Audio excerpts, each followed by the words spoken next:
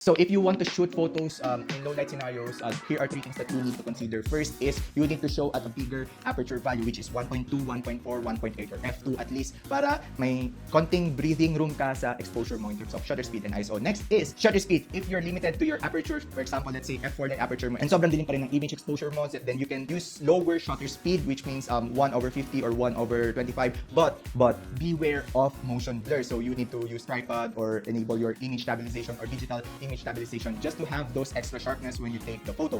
And lastly, if okay naman yung aperture mo, okay naman yung shutter speed mo, that's your desired setting for those two, you need to compensate using your ISO. So your ISO really bumps up your exposure. It is not a fake lighting. Your sensor sensitivity is really much higher. Sometimes it gives that noise artifacts in terms of exposure and color noise. But again, if it gets the job done, then it's okay. We have a lot of editing softwares right now that can enhance the quality of your photos in terms of noise. So those are the three things that you need to consider if you want to shoot in low light scenarios. That's all for today. See you on our next one.